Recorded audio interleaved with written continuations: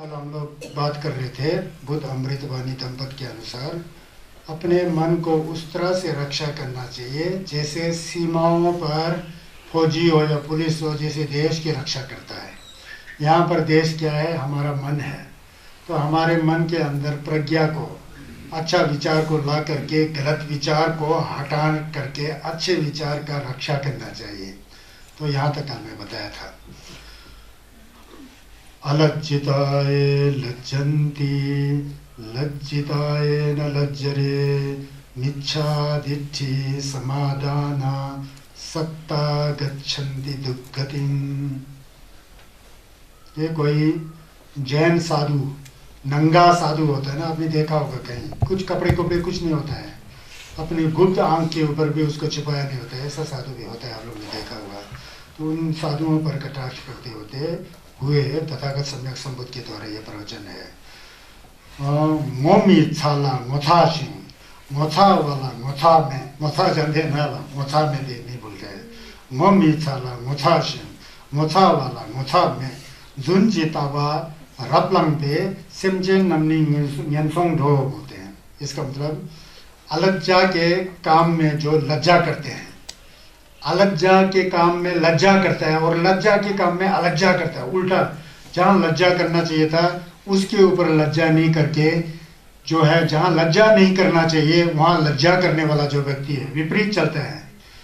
जहाँ पर मोथावा होता है वहाँ मोथावा नहीं जैसा चलता है, जहाँ मोथा होता है वहाँ मोथावा नहीं जैसा, जहाँ मोथावा नहीं है वहाँ मोथा जैसा करके चलता है। तो ये विपरीत है बोलता है, ये सही दिशा नहीं है, गलत दिशा कहते हैं। तो ऐसी झूठी धारणा वाले जो प्राणी होता है या किसी धर्म के रास्ते पर, पंथ के रास्ते पर जाता है तो वो दुर्गति को प्राप्त होता है, ऐसा तथागत ने कहा। तथागत मतलब धिजिंश का मतलब संजय ने कहा। तो कैसा कहा? तो ये ऐसा है। तो एक बार जो है नंगे जो नंगा साधु लोग आ रहे थे, उस समय उसको निर्ग्रंथ कहते थे। निर्ग्रंथ मतलब जिन्होंने कपड़ा नहीं पहना, निर्ग्रंथ साधु लोग थे। तो उनमें लज्जा नहीं होता, वो उनका पूरा शरीर पूरा खुला होता है, गुप्त अंग वगैरह सब खुला है, ऐसे चलते होते हैं। तो चल के आ रहे थे, वहां से परे से संन्यास के भिक्षु लोग आए, ढाबा लोग, संन्यास के जो शिष्य लोग आए, भिक्षु लोग। तो यहाँ से वो निर्ग्रंथ वाले आ रहे थे, तन पर कपड़ा है ही नहीं है, गुप्तांग सब खुला है। तो हाथ में कुछ कटोरी जैसा लेकर के उसके ऊपर ढक करके ला रहा है। तो ढक करके भिक्षु ने बताया कि ये कैसा है, जिसको ढकना चाहिए वो तो नहीं ढका है, जिसको नहीं ढकना चाहिए उसको ढक के आ रहा है, तो क्या है? तो खाना। फिर उन्होंने पूछा, ऐसा बातचीत करके आया। फिर वो नंगे साधु लोग कहता है हम तो नंगे ही हैं, जब कुदरत नंगा है तो हम नंगे हैं, ठीक है। ये जो भोजन को जो हमने ढक के रखा है, तो भोजन को इसलिए ढका कि इसमें कीड़े मकोड़े आने का डर होता है, कीड़े मकोड़े आने का डर होता है, इसलिए कीड़े मकोड़े नहीं मरे तब जाके इसको ढका हुआ होता है। ज्यादा ही अति में चला गया, अति में होते हैं जैन साधु लोग है ना, निगढ़ साधु लोग अति में होते हैं। आंख से दिखाई नहीं दे रहा है कीड़ा, फिर भी ऐसे नम तो लगा कि कीड़ा जा रहा होगा, हे रहा होगा। अति में भोजन को ढका हुआ है, शरीर में जो है गुप्तांगों को नहीं ढका हुआ है। तो उन्होंने बोला कि बुद्धिस्ट लोगों को, बुद्धिस्ट साधुओं को बताया कि ये जो है हमने जो है क्या कहते हैं, इसलिए ढका हुआ है, इसमें कीड़ी मकोड़े कर देते हैं, शरीर तो क्या है, सब कुछ काली है, ऐसा है बोल के उल्टा वहाँ जवाब दिया। ऐसा जवाब देने पर ये जो बौद्ध भिक्षु थे तथागत बुद्ध के पास गए, तो ऐसा है। तो उस समय बुद्ध ने कहा कि ये लोग ज्यादा अति में चला जाते हैं, अति में चला जाते हैं। यहाँ कपड़ा लगाना, पूरा गुप्तांग देखा होगा अपने साधु को, ये गलत है बोला। ये लोगों के लिए ये लज्जित होने का। कल जो भगवान बुद्ध को भोजन पर बुलाने वाला अनाथ पिंडक का जो लड़की जंगो थी, वहाँ उसको पता लगता था ना, वो नंगे साधुओं को मानता था, घर में आके गुप्तांग को ऐसा करके ऐसा करना पड़ता था, तो उसको बड़ा शर्मिंदा हुआ। तो इसलिए वहाँ ससुर के साथ झगड़ा होके फिर जो कहानी मैंने बताया, उसी तरह यहाँ भी है। तो बुद्ध ने कहा कि अति में नहीं जाना चाहिए, जो छुपाना चाहिए उसको छुपाना चाहिए, जो नहीं छुपाना चाहिए उसको नहीं छुपाना चाहिए। खाना तो क्या ऐसे ही सोच ले सकते हो, जहाँ छुपाना है वहाँ छुपाना चाहिए। तो इसलिए कहते हैं कि अलज्जा के नाम पर लज्जा करने वाला, लज्जा के नाम पर अलज्जा करने वाला जो व्यक्ति होता है और उसको पकड़ के बैठा है कि हमारा सिद्धांत बहुत अच्छा है, तो वो भी खराब होता है, वो नरक का भोगी हो सकता है, बोलते हैं। पता लगा ना? तो ये होता है। अब इसके बाद अधे भेदस्सिनो भेचा भेदस्सिनो मिच्छादिष्टि समाधान सदा गच्छन्ति दुर्गतिं बोलते हैं। फिर जिपा मेला जिप्रता जिपा मेला जिप्रता जिकला जिपा मेब्रता उसी तरह जुंजी तावा रब लंगवे सेंजे नमनिंगन फोंग डो बोलते हैं। तो कहते हैं कि जहाँ बे करना चाहिए डर लगना चाहिए वहाँ डर नहीं लग रहा है, जहाँ डर लगना चाहिए वहाँ डर नहीं लगना चाहिए नहीं लग रहा है, जहाँ डर नहीं लगना चाहिए वहाँ डर जैसा, ये भी गलत बात है बोलते हैं। जहाँ डरना है वहाँ डरना पड़ता है, जहाँ नहीं डरना है वहाँ नहीं डरना पड़ता है। ये उल्टा फिर यहाँ पर बे नहीं करने की बात में भय रखते हैं और बे करने की बात में भय नहीं रखते हैं, भय नहीं रखते हैं। ऐसे प्राणी भी मिथ्या दृष्टि वाला होता है, क्योंकि तथागत सम्यक संबुद्ध का जो रास्ता है मध्यमा प्रतिपदा है। मध्यमा प्रतिपदा मतलब उमी लम है, रास्ते में जाना, बिल्कुल भूखा भी नहीं रहना, बिल्कुल क्या कहते हैं खूब डट के भी नहीं खाना। इसीलिए तो सोलजोंग वगैरह में जो हम लोग सीखते हैं ना, रात को खाना नहीं खाते हैं, सुबह खा सकते हैं। वो संगेस का खाना कैसा, संगेस उन कालों में उन दिनों में कैसे खाना खाते थे, उनके शिष्य कैसा खाना खाते थे और मन को कैसा साफ करते थे, कैसा स्वच्छ होते थे, उसको सीखने के लिए सोलजोंग होता है। समझ गया ना? तो विकाल भोजन वेरमणि शिक्षा पदम समाधियामी होता है ना, रात का भोजन भी नहीं ग्रहण करूंगा बोल के। तो यहाँ भी जहाँ डर लगना चाहिए वहाँ नहीं डर रहा है, ना नहीं डरना चाहिए डर लग रहा है, इस तरह से मिथ्या दृष्टि रखने वाले वो भी गलत है बोलते हैं। ये जो है पहले वाला स्टोरी इसी में भी फिट हो जाता है। और मेरा इस खाना में इसमें कीड़ा मर जाएगा तो फिर तो कीड़ा मर जाए, डर रहा है। और जहाँ डर लगना चाहिए लोग कहीं या क्या क्या सब खोल के जा रहे हो, डंडा मार रहे हो, वहाँ डरना चाहिए वहाँ नहीं डर रहे हैं, मतलब वही स्टोरी यहाँ पर फिट हो जाता है पहले वाला। तो ये बता रहे हैं हमको इससे दूसरा भी शिक्षा लाना चाहिए। डर किस में लगना चाहिए? हमारे मन से भी बुरा विचार लिया और दूसरों को धोखा दिया, मारा कूटा। आज हमने इनको मारा कूटा, इसका कोई रिश्तेदार आके हमको मारेगा, इसलिए मारना कूटना नहीं, गाली नहीं देना। तो ये बहुत अच्छा है, जहाँ डरना था डर करके नहीं किया। और नहीं क्या है ना, कुछ नहीं होता है, मारो पीटो जो है, नहीं डर के मारा पीटा, कल पूरा उसका भुगतना पड़ता है ना। तो ऐसा उल्टा असर पड़ता है कहते हैं। तो इसको ध्यान से ध्यान में रख करके जो इस तरह का चरित्र को लाना चाहिए। अवज्जे वज्मत्तिनो वज्जे च वज्रदस्सिनो मिच्छादिष्टि समाधान सत्ता गच्छन्ति दुर्गतिं। ये है दूसरा वज्जंच वज्जतो ज्ञात्वा अवज्जंच अवज्जतो सम्मादिष्टि समाधान सत्ता गच्छन्ति सुगतिं। पहला वाला दुर्गति में जाते हैं, गच्छन्ति दुर्गतिं, और दूसरा गाथा में जो है गच्छन्ति सुगतिं। तो कैसा खाना माथो रुंगरसम रुंगा खाना मथोरला जुंजितावा रबलंग वे सेंजे नमनिंगन रोडो। ये एक है रुंगा दानी रुंगा दंग मिरोंग वाना मथोर से यंगा तावा रबलंग वे सेंजे नमनी देंद्रो डो। ये देंद्रो में चला जाता है। कैसा है? जो अदोष में दोष बुद्धि रखता है, तो वो दोष में अदोष दृष्टि रखता है, वह मिथ्या को प्राप्त करके दुर्गति में जाए। जहाँ पर दोष है उसको दोष नहीं समझ करके उसको अदोष समझता है। जैसे मन के अंदर राग पैदा करना, द्वेष पैदा करना। राग का मतलब तब्जिम, द्वेष का मतलब क्रोध, नर जो गुस्से की भावना, और जो है ईर्ष्या, ठगो इत्यादि जब आ रहा है तो ये दोष नहीं है, ये योंदेंदे समझ के दोष को दोष नहीं है करके पकड़ने वाला। तो उस तरह से फिर मुंह से गलत फलत बोलने वाला, और फिर भी क्यों नहीं समझता है, योंदेन समझता है, शरीर से उल्टा हिंसा का कार्य करना, चोर डकैती, उसको ये तो दोष है, क्यों है, क्यों नहीं समझ के उसको योंदेन करने वाला व्यक्ति इस तरह का काम करेगा तो उसका दुर्गति होगा। सुरगति कैसा होगा? उसने मन से भी पाप का कार्य किया, वाणी से भी पाप का कार्य किया, लुंगा हिसुम सेंस और मुंह से और शरीर से जो पूरा उल्टा कार्य किया, तो उसका सुगति कैसा हो सकता है? नहीं हो सकता है। इसलिए सत्ता गच्छन्ति दुर्गतिं, वो क्या है ना पाली में वही है। फिर इसके अतिरिक्त जो व्यक्ति जो होता है, ये पाप है, ये धर्म है, अच्छी तरह जानता है, शरीर से पाप नहीं करता है, व्यभिचार नहीं करता है, चोरी नहीं करता है, गलत कार्य नहीं करता है, मुंह से कड़वा नहीं बोलता है, गलत वचन नहीं बोलता है, गुस्से की भाव के साथ जो दूसरों को जो अनाप शराब नहीं बोलता है, उल्टा सीधा बात नहीं बोलता है, मन के अंदर कुंचस्वम के प्रति तत्पा है, त्रिरंजन के प्रति मन साफ है, स्वच्छ है, ऐसा व्यक्ति मन साफ होने पर शरीर से भी अच्छा काम करता है, वाणी से भी अच्छा काम करता है। ऐसा करने पर उसको सुगति ही प्राप्त होगा। सुगति मतलब डेंडो थोड़ी, और दुर्गति मतलब न्यंडो न्यनसोंग, नरक प्रेत इत्यादि में जन्म हो जाता है। तो इससे हमको जो है शिक्षा लेकर के हमको जो है वो करना चाहिए। तो यहाँ पर एक बहुत अच्छा इसके अर्थ को समझने के लिए एक कथा है, उस समय बीता होता है, उसको आप लोग ध्यान पूर्वक सुनिए। उन दिनों में, किन दिनों में, जब तथागत सम्यक संबुद्ध खुद थे, जीवित थे, जेतावन नेयुत के बिहार में विराजते थे, कुंगारवा जेतवन में विराजते थे। तो उस समय जो है वहाँ उस समय तैर्थिक लोग भी होते थे, मुतेकपा जिसे कहते हैं, जो छस को नहीं मानते, संगस के छस को नहीं मानते, दम को नहीं मानते हैं, ऐसे लोग भी बहुत थे।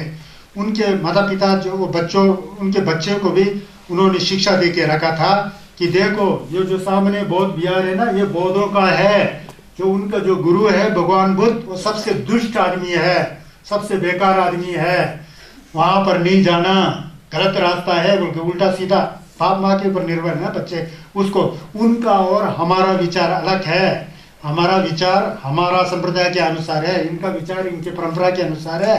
तो बच्चों को वहाँ सफाई दे के रखा होता है, फिर ऐसा उल्टा जो समाचार दे के रखा है। एक दिन जो है उन तीर्थों का जो विधर्मी थे, धर्म को नहीं मानते थे, उनके बच्चे जो है जेतावान महाविहार, जहाँ संगस का क्या था, गोम्बा था, बौद्ध विहार था, जहाँ रहते थे संगस, हजारों गेलोंग और गेलोंग माँ, गेंजन माँ, गेसुल माँ, श्रामनेरी भिक्षु भिक्षुनी उपासक उपासिकाओं के साथ रहते थे, वहाँ रहते थे।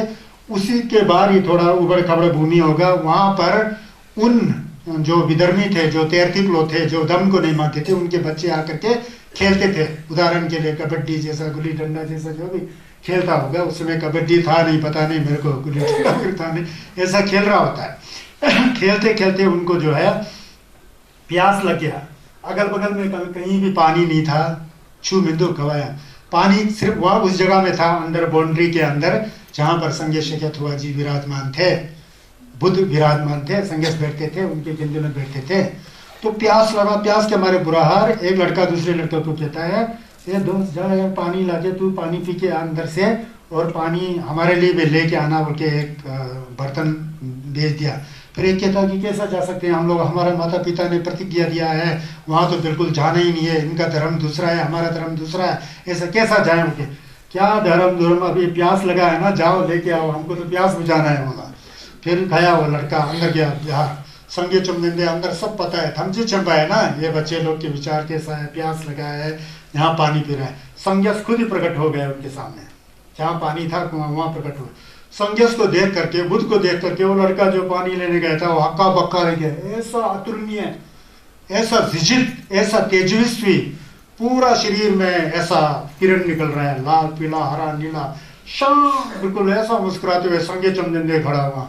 लड़का के अंदर पूरा धप्पा पैदा हो गया उस लड़का को, जो जिनके माँ बाप जो है संगस को नहीं मानते थे।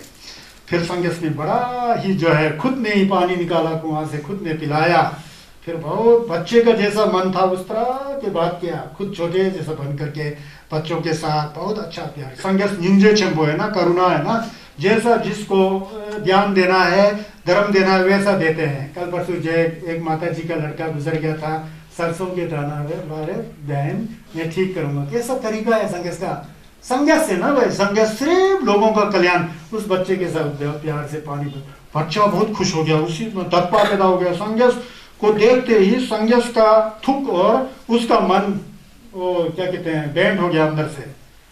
संगस का मतलब बुद्ध की ज्ञान, और उसके अंदर जो दत्पा का जो मैल हो गया, तो उसके अंदर संगस का जिल्ला पाया। फिर बहुत वो करके उनको पानी ले जाने की जरूरत नहीं है बोला संगस ने, संगे शिकत हुआ ने, बुद्ध ने नहीं बोला, जाओ अपने मित्रों को लेके आओ। फिर वो लड़का दौड़ दौड़ जाता है खुशी से, संगस का दर्शन हो गया ना, भूल गया अपना माता पिता जो गलत बोलते थे। चप्पा आ गया, बाहर गया, ओ मित्रों आओ आओ पानी पिला, नहीं हम नहीं आएंगे, हमारा माता पिता ने मना किया है, प्रतिज्ञा है, हमारा धमचा है, नहीं आएंगे। आओ तो सही, आओ तो बोल के फिर बड़ा मुश्किल से गुजरा फुसला के अंदर लाया। वही जिल्लत जो है, वही प्रसाद जो है संगेस ने उन बच्चों पर सब पर बिखेरा। अपना जिल्लत जो है, अपना जो करुणा जो है, निंजे का जिल्लत जो है, करुणा का, एक कंपैशन का, एक करुणा दया की भावना, मैत्री की भावना बिखेर दिया। मनुष्य थे ना, मैत्री भावना करके सब प्रभावित होते थे। सब वो बच्चे में कुछ बहुत अच्छा जैसा एक हलचल आ गया, बहुत अच्छा विचार हुआ। सबको पानी पिलाया, पानी पिलाने के बाद सबको बिठाया संगेस में, सबको बिठा करके देखो बच्चों, कोई भी बड़ा नहीं होता है, छोटा नहीं होता है, सब मनुष्य जात जो एक है। सबके अंदर बुद्ध का वास होता है। मन में करुणा जागृत करना चाहिए, निंजे मैत्री जागृत करना चाहिए, जम्बा। सबके मन में अच्छी भावना हो तो खुश होना चाहिए, गवाह, और सब में समता की भावना चाहिए। इस तरह से बैठ करके हम खुश रहेंगे और दूसरों को भी खुशी कर सकते होंगे। इस तरह से जिला वाला छू गया। क्या है संसार में, सब ये जो है मिटने वाला है। मेरा शरीर भी मिट जाएगा, कुछ भी नहीं रहने वाला। छोटे सी जिंदगी में हम लोग क्यों लड़ाई झगड़ा करें। मन में जो है ऐसा एक विचार लाओ कि सबके साथ हंसते हुए जिए, हंसते हुए खाएं पिए चलें। ऐसा जिला वाला वो छेद दे दिया, छत दे दिया संगे सुनकर। बच्चे लोग सब कुछ आया, आके सब खेल कूल खत्म हो के घर में गया। घर में देखा तो माता पिता ने बच्चों का हाल देख करके परेशान हो गया। सब यमचुंग शिवा, इतना शांत, इतना। माता पिता कुछ बोल रहे तो सुनता ही नहीं है लोग। नहीं, आप लोग गलत रास्ता दिखाते हैं, हम सुनना नहीं है, सब गलत है, नहीं मानेंगे। उन लोगों ने उल्टा बुद्धि, विपरीत काले क्या कहते हैं, अब बुद्धि विनाश हो जाता है ना। उन्होंने सोचा कि इस जो है गौतम ने, संगे संगे तो गौतम कह रहा है, इस गौतम ने इनके ऊपर जादू टोना कर लिया, इंद्रजाल कर दिया, तो हमारे बच्चों को सब कंट्रोल कर लिया। संगेश ने क्या, संगेश तो इंद्रजाल करते नहीं थे, उसका तो कट्टर विरोधी थे। इंद्रजाल होता ही लोगों को दुखी बनाने के लिए होता है। तो फिर बच्चे सब शांत हो गए, ऐसा ऐसा ऐसा। फिर गाली देना शुरू किया संगेश को, पड़ोसियों को, देखो ना बच्चे वहां गए थे, वहां गया, उसने सब हमारे बच्चे को बिगाड़ दिया। अच्छा किया ना, बिगाड़ दिया समझते हैं हम लोग भी, ऐसा समझते हैं कभी कभी, उल्टा है ना। किसी पद में बहुत संप्रदाय हो गए, यार ऐसा हो गया वैसा हो गया बोलते ना। तो फिर ऐसा ऐसा करके बाद में लोगों ने समझाया ऐसा नहीं है, गौतम शाक्यमुनि बुद्ध हैं, वो तो करुणा की मूर्ति हैं, ज्ञान के निदान है, ऐसा कैसा हो सकता है। जाओ तुम खुद ही देख करके उनके शरण में जाके देखो क्या चीज है वो, उनके अंदर मानवता क्या है, चीज तो क्या है, कैसे मनुष्य हैं, देखो। मनुष्य भी नहीं है, वो तो शास्ता है ना। तो भगवान ने देखो, तो फिर बड़ा मुश्किल से जाने का मन ही नहीं है, क्या करना। अब मन में पूरा क्रोध है, पूरा उल्टा विचार है ना। किसी, हम भी किसी को बहुत अच्छा आदमी हो, भाई आपको अच्छा नहीं लगता, तो लोगों के लिए सबके लिए अच्छा है, आपके लिए खराब दिखाई देता है ना, वो आपका मन बनाता होता है। तो फिर ऐसा ही उन लोग का मन था कि बुद्ध ऐसा है वैसा है, ये है वो है, वो कैसा है। फिर वो नहीं जाने को थे। फिर बाद में गया तो जैसे बच्चों को सुधारा ना, उन बूढ़े बुढ़ियों का जो मन था, उसी तरह संगेश ने उनका मन के अंदर ऐसा छत दे दिया कि वो लोग सब पिघल गए। मतलब उनके अंदर गलत विचार सब, अरे ऐसा गुरु, हम कैसा पापी है, कैसा दोषी है, इतना बड़ा गुरु सामने होते हुए हम लोग ने इनको हो किया, ऐसा ऐसा करके सब बाद में जाकर के संगेला क्या शिष्यो, चूल्हा क्या शिष्यो, गेंदेला क्या शिष्यो, बुद्धम शरणम गच्छामि, धम्मम शरणम गच्छामि, संगम शरणम गच्छामि बोल करके सब जो है पूरा उसकी ओर गया। उनको बताया क्या फालतू में तुम लोग क्या समझ के बैठे हो, मेरे प्रति तो तुम्हारे लिए कुछ भी छोटा सा भी एक गलत विचार नहीं है। तुम लोग ने अपने द्वारा मेरे को देख करके उल्टा विचार का पहाड़ खड़ा करके रखा है। मेरे को तो चाहिए नहीं वो विचार, और तुम लोग संभाल के रखे हो तुम्हारे मन के अंदर कि बुद्ध ऐसा है वैसा है। मेरे अंदर तो इतना भी नहीं है कुछ भी, तो ये इतना बड़ा गलत विचार तुमने खड़ा किया है पहाड़ की तरह, वो तुम्हें दुख देगा कि मुझे दुख देगा? बताओ माताओं पिताओ, बताओ किसे दुख देगा? उन लोग ने भगवान ये तो हमें ही दुख देगा। फिर अपने द्वारा अपने को दुखी क्यों बना रहे हो? मुस्कुरा के जियो, पाप मत करो, पुण्य मत करो। क्या ये मैं मेरा लगा के दे, क्या है मेरा, क्या है तेरा? मेरा तेरा तो ये ऐसे संसार में सपना की तरह चल मजबूर में करना पड़ता है, लेकिन मेरा तेरा हमेशा बैठने वाला कहाँ है? अगर मेरा तेरा हमेशा बैठने वाला हो तो हमारे घर में जो बदल रहा है ना सिचुएशन, वो कभी नहीं बदलता। बदल रहा है का मतलब इसलिए कि वो हर क्षण में खत्म हो रहा है। तो ऐसा शिक्षा देके उनका कल्याण कर दिया। तो आजकल भी हम देखते हैं कि अंधविश्वास लोग कितना है, नहीं जी हमारा तो वहाँ नहीं है जी, नहीं जी। कल परसों मैंने फेसबुक में देखा था, हमारा जो प्रवचन कर रहे हैं, एक मेरे दोस्त कह रहे हैं, नाम नहीं लिखूंगा, उन्होंने कह रहा है कि देखो यार आचार्य रमेश नेगी खेमको जी कितना लोगों का कल्याण कर रहे हैं, कितना अच्छा है, रिवर्सल में ये हो रहा है वगैरह। मैंने एक नोट देखा था, ऐसे ही देखते रहता ना, एक दूसरा, नहीं जी आते जी ये तो ऐसा ही होता है, सब कुछ करते वरते कुछ नहीं, ना बोलने वाला करता है ना सुनने वाला कुछ नहीं करता है। तो ये ऐसा सोचता है वो विचार, उसको क्या लगा हुआ है वहाँ, तो हमको तो वो नहीं चाहिए ना, वो खुद भग रहा है तो उसने बेमतलब का उस पोस्ट से पाप बना लिया ना, तो ऐसा होता है गलती। तो इसलिए उर्पटांग बात कभी नहीं करना चाहिए। मेरे को तो हंसी आएगा, क्या खेल खेल रहा है, जब भी मैं चाहिए ही नहीं है चीजें। तो देखो बेमतलब का हम लोग बहुत कुछ पाप कर रहा होता है, उसको नहीं करना है। क्यों नहीं करना है? हम लोग नंगा है। क्यों नंगा है? हम लोग बुद्ध को मानते हैं, हम लोग गुरु मुझे को मानते हैं, हम लोग नंगा हैं। हमारे घर में यमपति होगा, बुद्ध का मूर्ति होगा, सुबह उठ करके वहां आप दूध जलाते होंगे, फूल चढ़ाते होंगे। तो ये बात करने के लिए फूल थोड़ी चढ़ाते हैं। तो ये सब देखो इससे ऐसा मिलता है। तो समझ गया ना? तो ये उर्पटांग का बात जो है बिल्कुल मत करना चाहिए। देखो ये इन बच्चों के द्वारा देखो सब परिवार का पूरा टच ही हो गया, सब परिवार में पूरा माहौल जो है छुपा का माहौल होकर के सब ने पुण्य कमाना ऐसा सोचा। तो अच्छा हुआ ना।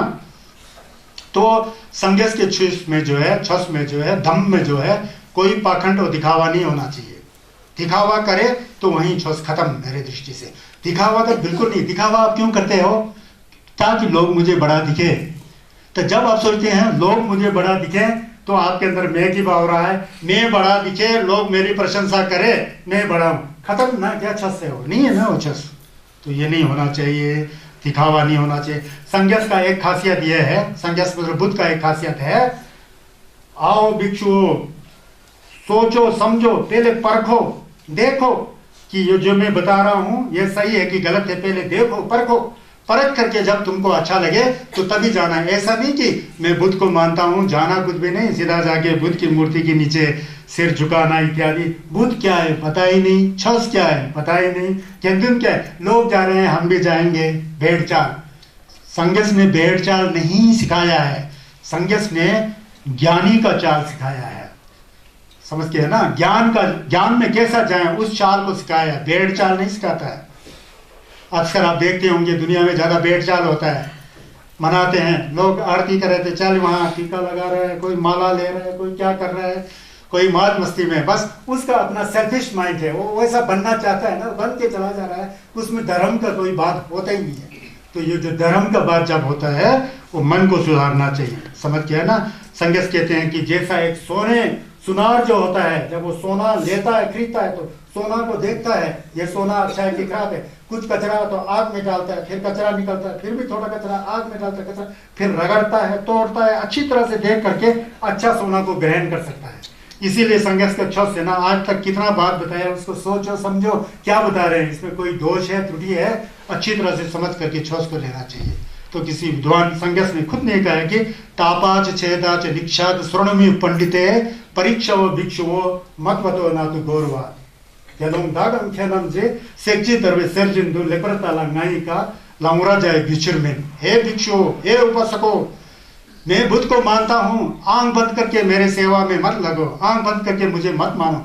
मैं क्या कह रहा हूं उसका परीक्षण करो, देखो क्या है, समझ में आ रहा है तो उसको अपने अंदर उतारो, अपने को शुद्ध करो, तब मैं अपना असली शिष्य मानूंगा।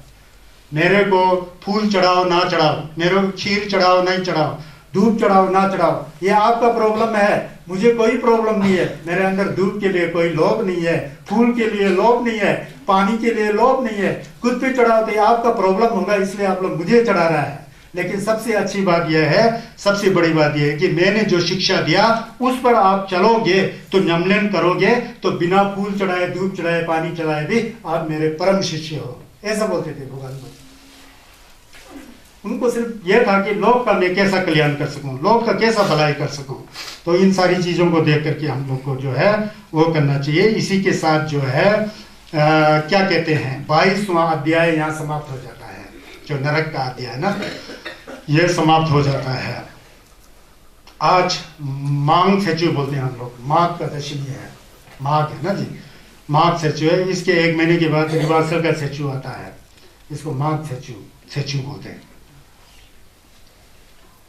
आज के दिन गुरु पद्मा संभव गुरु rinpoche जी थाना कोशा पेमा त्सोलिंग के ऊपर पैदा होकर के 16 साल तक महाराज इंद्रबुद्धि के पुत्र के रूप में अपना राजपाट करके वहाँ सब बाद में जैसा संगे शक्यत हुआ ने अपना घर गृह छोड़ा था, उसी तरह गुरु rinpoche जी ने वहाँ का राजपाट सब कुछ छोड़ करके जो है सबसे पहले जो है अपने गुरु आनंद, ये आनंद दूसरे हैं, गुरु rinpoche जी के भी गुरु का नाम आनंद था और लोपन प्रभा हस्ती बोलते हैं, उनसे जो है छस को गहराई से सीखने का, वहाँ से उन्होंने रबजुंग का दोंबा लिया था। पहले रबजुंग बने थे, फिर ngakpa बने थे। गुरु rinpoche का इतिहास बहुत ही रहस्यपूर्ण है, उसको हम आप जैसे समझना बहुत मुश्किल होता है। जब तक दत्पा नहीं है तो गुरु rinpoche को समझ ही नहीं पाओगे। तो गुरु rinpoche ने ही तो बहुत मुंबई लिंग में पूरा छस का प्रचार प्रसार करने वाले वही थे ना। जितना पूरा संन्यास का छस जो नालंदा विश्वविद्यालय में इतना ज़्यादा संस्कृत में जितना ग्रंथ पोथियाँ थी संस्कृत, उसको तिब्बत में ले जा करके गुरु rinpoche और उनके मित्र बौद्ध के धर्मराज छुजल ठिसुम देते और नालंदा के क्या कहते हैं शंकराक्षिता महाउपाध्याय, इन तीनों ने जो है मिल करके वहाँ पर संजय का तेम्बा rinpoche को सबसे पहले बौद्ध में लाने वाले यही थे ना। तेम्बा rinpoche तो पहले भी क्या कहते हैं सोंगजिंग गोम्बो के सामने समय था। सोंगजिंग गोम्बो के समय जो है बहुत 2 मंदिर बना था, कोई विद्यालय या कोई गोम नमलेन का सिस्टम और गेलों का सिस्टम नहीं था। ये सिस्टम तो बाद में 8वीं शताब्दी में खेनलोक चुसुम बोल के खेम्बो शिवांसो खेमचिन शिवांसो लोग मतलब लोगो rinpoche गुरु पेमा जुम ने चुसुम बोलते हैं, जल्द चुसुम देते हैं। ये तीनों ने जो है पूरा कोशिश करके बौद्ध के अंदर सबसे पहले धर्म का नींव इन तीनों ने रखा था। इसलिए खेनलोक चुसुम रिंगलुक छे बोलते एक प्रार्थना होता है निम्मा के अंदर, तो इसलिए ये प्रार्थना करते हैं।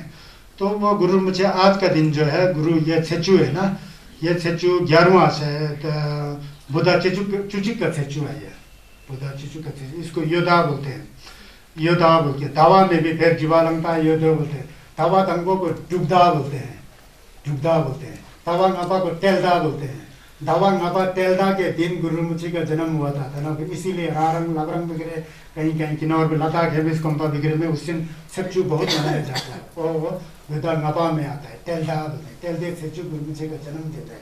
तो आज वाला जो छेचू जो है गुरु rinpoche जी जो है लोपन प्रभा आचार्य प्रभा हस्ती और आचार्य आनंद से आज के दिन उन्होंने दीक्षा लिया था, वो दिन है।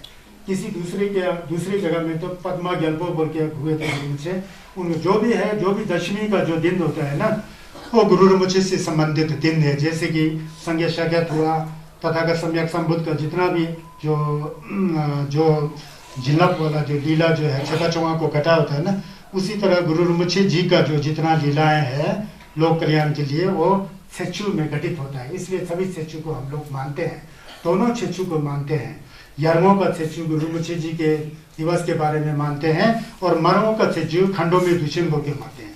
मरमों के छेचू को न्यरंगा बोलते हैं, निशुंगा बोलते हैं, इसीलिए निशुंगा सना दुर्जित को मित्रा छेपो मनाया जाता है। तो आज क्योंकि ये गुरु rinpoche का से संबंधित है, गुरु rinpoche के प्रार्थना के रूप में हम लोग संगे छेदन सोची तो वही है, समझे थमझे देवादाम वही है, ये तो पढ़ना ही पड़ता है। उसके बाद गुरु rinpoche का जो भी प्रार्थना करते हैं तो हम लोग सबसे पहले सिद्धुन सोदन पढ़ते हैं, सप्तपंक्ति प्रार्थना गुरु पद्मा संभव बोलते हैं।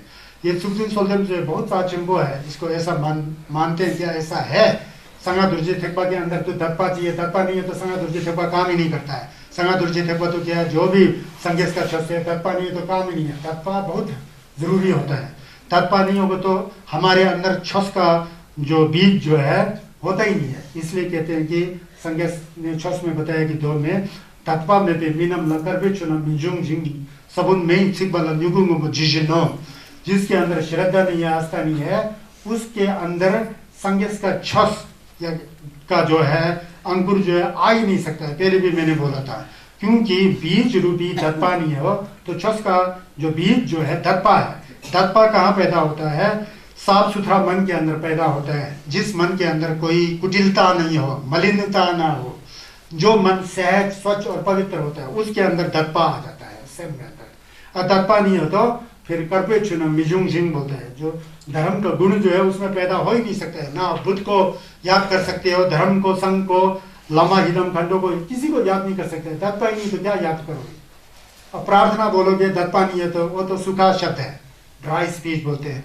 सूखा शब्द में दम नहीं होता है, शब्द में भी गीलापन होना चाहिए, दत्पा से उसको सींचना चाहिए, तब जाके उस प्रार्थनाओं में दम आ जाता है। तो दत्पा में भी मीनम लकर्पो मीसिदम, बीज को बून करके खेत में डालोगे, जितना आप खाद पानी डालोगे तो उससे अंकुर नहीं आएगा, जो मेन बीज जो है सूखा होता है। इसलिए हमारे अंदर दत्पा नहीं होगा, विश्वास, प्योर विश्वास की भावना नहीं होगा अपने गुरु के प्रति, संगस के प्रति, छस के प्रति, गेंदन के प्रति, तो वहाँ छस का गेंदन जो है आपके मन में आ ही नहीं सकता। इसलिए लेजित यहाँ देपा चेजुर ना सोनम दबी शुद्ध देजुर संगोचपा के अंदर एक छोटा सा समय भी शुद्ध दत्पा आ जाए तो उसके ऊपर आपका जो है छस का जो झिलक जो आ गए। लेजित यहाँ देपा चेजुर ना सोनम दम्बी छुट्टू दिजुरो, सोनम दम्बा उस व्यक्ति के अंदर आता है, एक छोटा सा दत्पा के अंदर, संगोचपा के अंदर ये होता है। प्रणिधाना वज्राचार्य बोलते हैं, आता है ना, क्या कहते हैं समन्ता वज्राचार्य के जो मंत्र है संगोचपा के बोलन में, तो ये दत्पा होना बहुत जरूरी है। सेजु के दिन अगर दत्पा सही में है, दत्पा नहीं होता है आजकल, ये कलयुग है ना, रुपये पैसे, प्रपंच, मान प्रतिष्ठा, सम्मान, इस नाम में फंसे हुए हैं। अब दत्पा, अब कोई बोलता है क्या सोचे मेरा तो इस मुझे में बहुत दत्पा है, गुरु मुझे में बहुत दत्पा है, जो ऐसा बोल रहा है मुझे लगता है उसमें दत्पा नाम की चीज ही नहीं है, इसलिए मुंह से बोल रहा है, ऐसा लगता है मेरे को। तो दत्पा बोलने की चीज है ही नहीं ना, दत्पा सेंस के अंदर आता है, मेरे को इसमें बहुत दत्पा है, ये है वो है, बोलने वाला कैसा दत्पा हो सकता है। दत्पा को शब्दों से थोड़ी उतारा जा सकता है, अनुभव का बात है दत्पा भी। तब जाके हम लोग छोस में दत्पा होगा तो ध्यान लगाएंगे तो एक क्षण के अंदर हम लोग पुल्लक रुनिश्चित हो जाते हैं ना, वो दत्पा है स्वच्छ मन में जिसमें विश्वास की भावना है। तो ये दत्पा होना बहुत जरूरी है। तो दत्पा नहीं होगा तो फिर कुछ भी, इसीलिए तो मैं हमेशा बोल रहा हूँ सेम जम्बो में ना मानी जब जो छप छपे मरने पूर्व जो भी करे तो उसमें ज्यादा जिल्लत और फेयर नहीं होता है, होता है बिल्कुल नहीं होता है, होता है लेकिन पाप का विचार ज्यादा है, वो जिल्ला वो पाप का विचार धो देता है, तो बहुत हल्का फुल्का होता है। अगर दत्पा के साथ पूरा विश्वास के साथ मानी कि हम जो छा छम्मे घोम झमले जो भी करे का कुरिम युमपति का पाठ कर रहा है, कंजूर बुद्ध वचन का अपराध करें, अगर सम के अंदर दत्पा है, कुंचो सुम के प्रति दत्पा है, दुआ सिंचन प्रति की निंजे, पता है कि ये दुनिया सब मितकपा है, सब लोग मार के जाना है, सब सुखी हो, सबका कल्याण हो, सबका भलाई हो, सबका सबका सबका ये संगेश का मोलम है, सबका कल्याण हो, संगेश का मोलम ऐसा था। अब छोस का जो डेबू जो मिलता है, अब मोलम जैसा लगाओगे वैसा डेबू मिलेगा, छोस के अंदर ताकत है। कल देखा था ना वो लड़का जो है जो व्यभिचार करता था, वो सत्यन के ऊपर चल के मन तो साफ था, साफ मन में उल्टा मोलम लगा रहा है, मैं बाद में बहुत सुंदर हो जाऊं, सब लोग मुझे पसंद करें। तो ऐसा होता है, नहीं होता नहीं कह रहा हूँ, होता है लेकिन उसका कोई फायदा नहीं है। ऐसा होते हुए भी मोलम लोग से उल्टा रास्ता में चला जाता है, तो इसलिए जो है मोलम सब ध्यान रखना चाहिए। ये जो उर्गी युल्चे नुसम सत्यमा के सर तुंगोला यमसे छुकी ngo dunje पेमा जुगने शेसु दा फरदु खन्नो मोंगे को छिछि चेसु दादु जी गुरु पद्मा सिद्धि हुम बोल के जो बोलते हैं ना, इसका दो आता है व्याख्या। एक तो जब धनकोश नाम के झील में संजय होपा में का देवाचिंग की सिंघम से जब उनके थुक का होजर जो है, यहाँ का होजर जो है दोवा सिमचन थमचे के कल्याण के लिए आने के लिए जब वो वहाँ आना चाहते हैं तो तंबुलिंग में आना चाहते हैं तो धनाकोशा 100 के अंदर जाता है, वहां से नहीं तो पेमा गेसर आता है, वहाँ इतना बड़ा दर्जे के बीच में जो है रश्मि निकल के वही परिवर्तित होके गुरुमुखी आए बोल के एक ऐसा सके। जब गुरुमुखी जी का जन्म हुआ तो 8 साल के बच्चे की जना वो पेमा गेसर झगड़ पेंशन बोला कठिन छे पेमा जुमने इसीलिए पद्मा संभवा पद्माकारा बोलते हैं। तो उनको मरना जीना नहीं है, उससे अलग है, कुछ अद्वितीय एक बुद्ध का चिन्ह है लोक कल्याण के लिए। ये निंजे से जुड़ा हुआ है, ये कोई कल्पना या कुछ ऐसा नहीं है, निंजे है उसके अंदर, निंजे के प्रतीक के रूप में ऐसा निंजे से जुड़ा हुआ है। तो वहां जब उठते आग के ऐसा है तो कहते हैं कि आकाश में जितना भी शुद्ध प्रवृत्ति वाले जो ज्ञान रश्मियां थी उसको खंडोमा कहते हैं। ज्ञान का एक आवा है, वो खंडोमा के रूप में आकर के उन्होंने गाया बोलता है, गा करके फिर उसका गुरुमुखी का स्तुति है बोलता है। एक ऐसा है। दूसरा एक ऐसा है कि नालंदा विश्वविद्यालय, नालंदा शुक्ला बोल के वहां पर संघी का टेम्पर मुझे भगवान बुद्ध के शासन का बहुत प्रचार प्रसार हुआ, वहीं से तो पूरा बौद्ध में चला गया। बौद्ध में जो संघर्ष का चुलू गया और नालंदा विश्वविद्यालय का नुस्खे है। हमेशा ही सोलेनेस दलाई लामा जी कहते हैं कि नालंदा परंपरा है, इसको जीवित रखना है। भले ये एकेडमिक है, साधना पर नहीं है, एकेडमिकली तो चाहिए होता है, ये परियत्ति बोलते हैं। परियत्ति के रूप में जो कंजूर रिम्बुचे है 100 पोथी में 214 कंजूर रिम्बुचे हैं, जो 214 या 16, 17, 18 पोथियों में, ये सब गुरु रिम्बुचे की कृपा से जो है कोशिश करके, और आचार्य शंतराशिता और बौद्ध के राजा छुजल चुसुन तेंजिन जी की कृपा से वहाँ सब संस्कृत से अनुवाद करके, खुद पाली से अनुवाद करके बदखत में तब ये आ गया ना। दुर्जी चुबा पहले ऐसा थोड़ी था, संस्कृत में था ना। युमपति सब ऐसा थोड़ी था। विनय जो दुलवा के बारे में सब ये इनकी कृपा है, गुरु की कृपा। तो ये नालंदा से आता है। नालंदा में जब बुद्ध में नहीं गए थे उस समय नालंदा में मुतेकपा जो छस को नहीं मानते थे, उन लोगों ने नालंदा के ऊपर आक्रमण कर दिया, तलवार छुरी भाला लेके आक्रमण कर दिया, वहाँ की गेलों लोगों को पूरा तहस नहस कर दिया, वहाँ जो पढ़ने वाले। तो उस समय जो है बड़े बड़े आचार्य जी लोग थे, वो बताया नहीं गया है, वो लोग जो है बहुत परेशान हो गए। परेशान हो गया तो उस समय अचानक खंडोमा शिवा जंगमो बोलते हैं, खंडोमा शिवा जंगमो आई। तो खंडोमा शिवा जंगमो ने आकाशवाणी करके लुंठन किया कि ये ऐसा नहीं जाएगा, गुरु पद्मा संभा को यहाँ बुलाओ, अभी फलाना जगह में है, उनको बुला करके उन्हीं के द्वारा ये जो नालंदा विश्वविद्यालय को नुकसान पहुंच रहा है, उन्हीं के द्वारा ये जो है समाधान होगा। तब फिर कहाँ होंगे, कैसा आएंगे, इसका कोई चिंता मत करो, तुम्हारे अंदर श्रद्धा होना चाहिए, भावना होना चाहिए। वो महान तांत्रिक और वज्रयान के सबसे बड़े गुरु है बौद्ध परंपरा में, संघर्ष के चुलुक के अंदर। जब कोई ऐसी वैसी घटना घटे तो उस घटना को शांत करने के लिए गुरु मुझे है। तो ऐसा करके होता, बस छत पर जाओ, नालंदा विश्वविद्यालय के छत पर जाओ, छत पर जा करके ये जो है चिकतुम सल्तन को करो। होंगुरजे युजे नुजम जम ते मागेस तुंगोला यंजन छोगे वजोने ते माजुने जेसोदा कोदो खंडो मंगे को जे जेसो थादि चिंजे लोके जेसो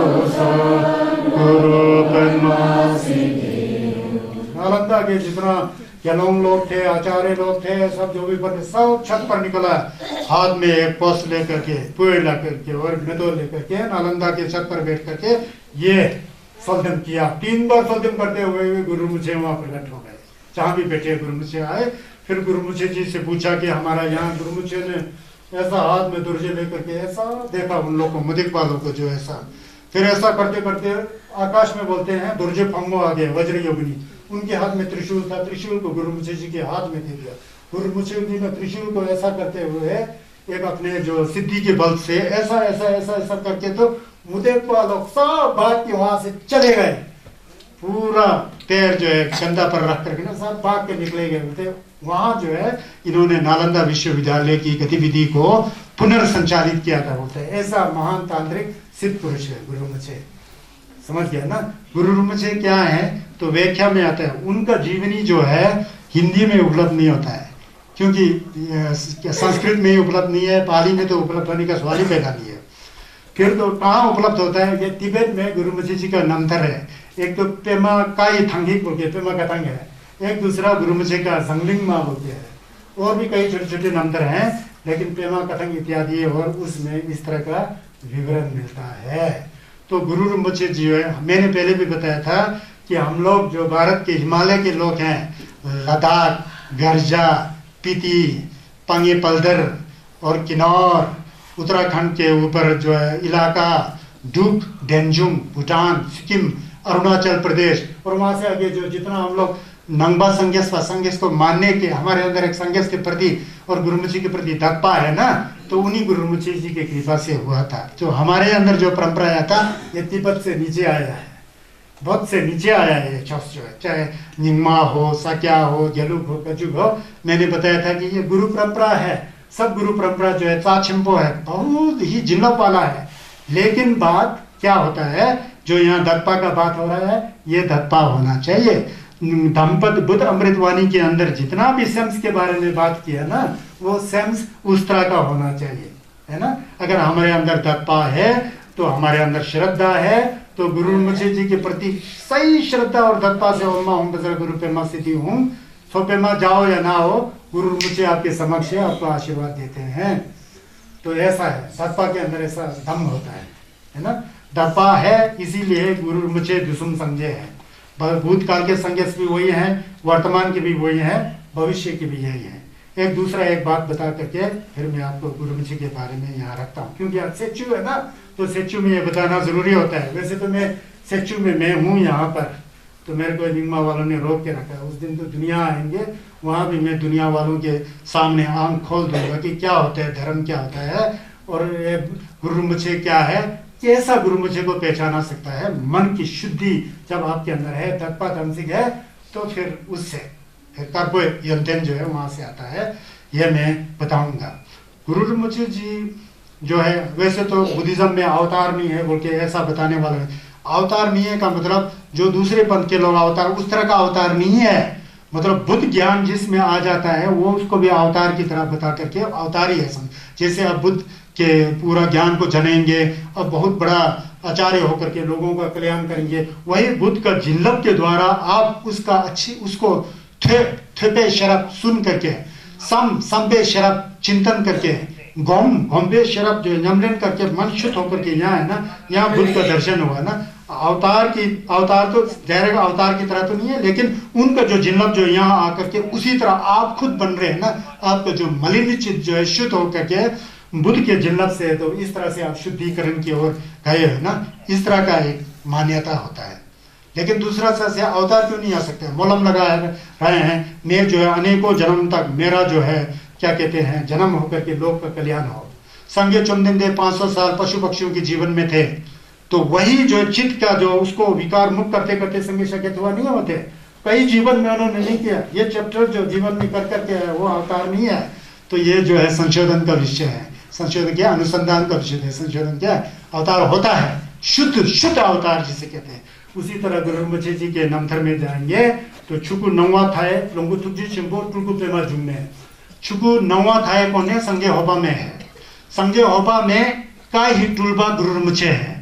संगे होबा में कुसुंग थुक का टुलबा है, थुक के टुलबा संगे होबा में है, खुद है होबा में का ज्ञान है। सुंग की टुलबा फपा चेहरे जिक है, कोई टुलबा लोपम पे मजुमने है। इसलिए आप लोग रोज संगदो पलरी का दर्शन करने जाते हो, सबसे ऊपर मंजिल में देखो तो संगे होबा में का दर्शन होगा, वही गुरुमुखी है। फिर गुरुमुखी का ये रूप बदल, होबा में का रूप बदल के उसके नीचे वाला मंजिल में फपचेरे से गए, वो होबा में सुंग का जिल्लब है। सबसे नीचे संगे होबा में का कोई जिल्लब लोपम पे मा, थुक की जिल्लब संगे होबा में, सुंग की जिल्लब थुकजी छंबो फपचेरे से, और कोई जिल्लब लोपम पे मा जुने। जम्बुलिंग तो डोबे दोनला जन बोलते हैं। बोधिसत्व महासत्व बुद्ध हैं। जम्बुलिंग तो डोबे दोनला जन, मतलब इस जम्बूद्वीप में डोबे दोनला जन सेमजेन थमजे ला फैन तो है कि छे तो सेमजेन थमजे के कल्याण के लिए, भलाई के लिए गुरुमुखी अवतरित हुए हैं।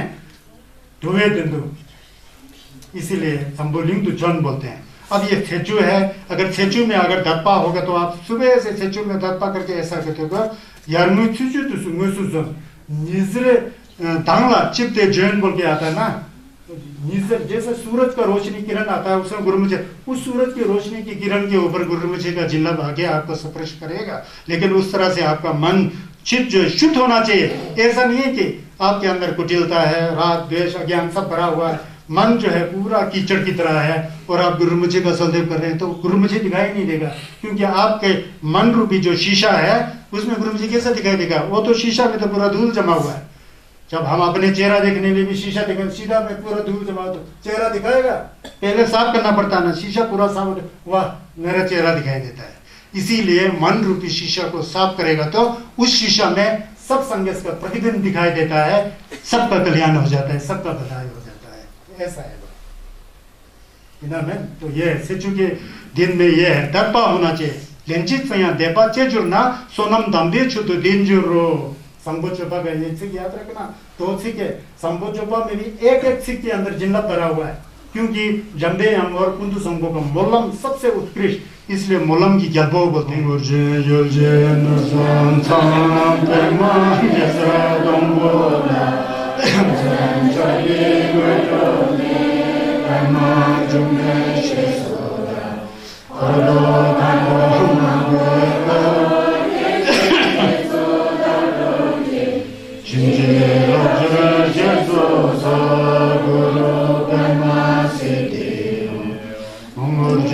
Guru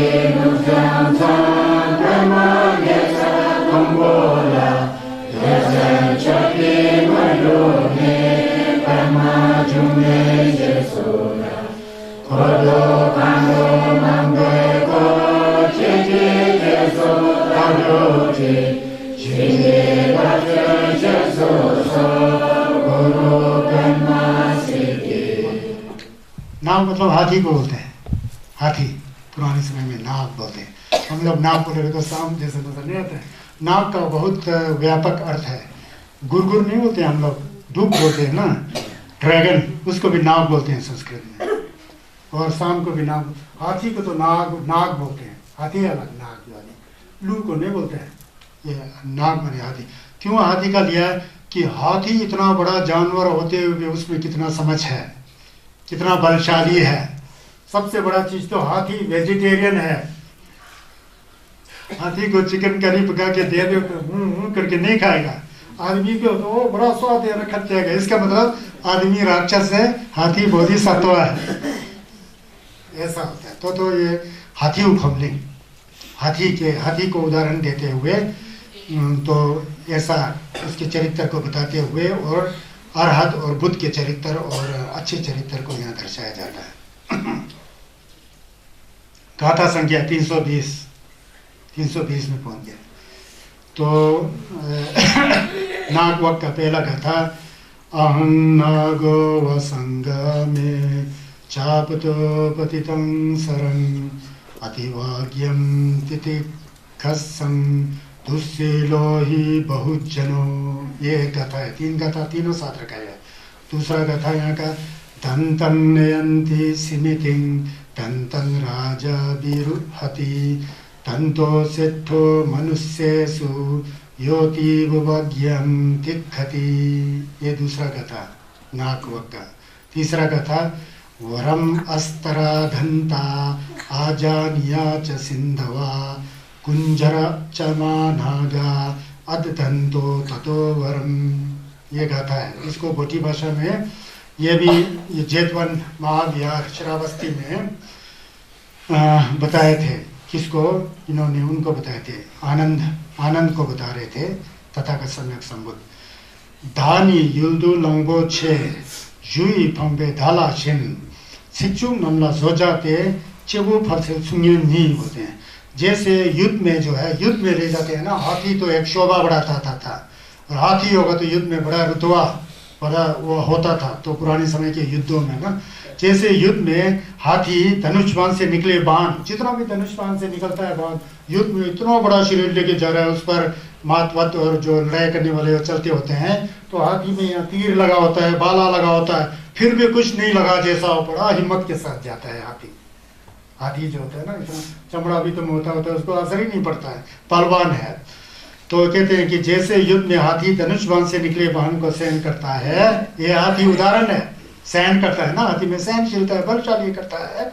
वैसे ही जो है, अगर संघर्ष के छस में जाएंगे तो ऐसा, वैसे ही जैसे युद्ध में जाते हुए हाथी धनुष बाण और तीर को सहन करता है, मैं धर्म के शरण में गया हूँ, धर्म का जो है परायण करते हुए, साधना करते हुए, या कोई धर्म का क्या भावना करते हुए जो भी कठिनाई आएगा, जैसे हाथी सहन करता है मैं भी सहन करूंगा, ऐसा दमचा होना चाहिए। बोलते हैं ये उदाहरण दे रहे हैं ना, सहन करूंगा। क्योंकि अहं नागो वसंगा में चापतो पतितं सरंग बोलते, ये आगे था ना।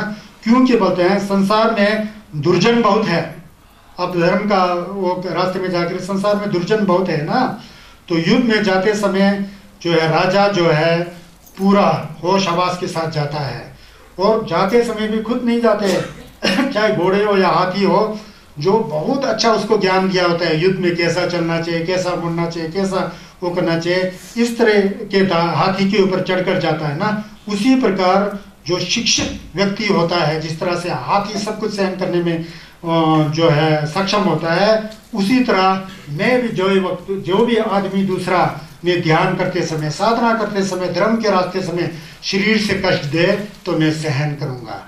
वाणी से कड़ुआ वचन बोले भी तो मैं उसको जवाब नहीं दूंगा, सहन करूंगा। तो ऐसा हाथी का उदाहरण है।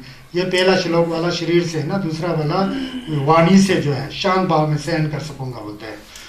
वो ऐसा व्यक्ति जो धर्म के रास्ते पर जाता है, जिसमें सहनशीलता है, स्वभाव सहन करने की शक्ति है, वह लोग में श्रेष्ठ कहते हैं।